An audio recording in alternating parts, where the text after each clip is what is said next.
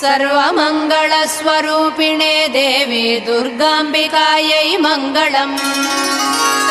मङ्गलम् कनकाम्बरधरे मङ्गलम् विजयाचलवासिने।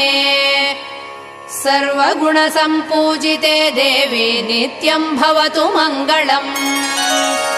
वरदाभयहस्ते भवानी निखिलेश्वरी।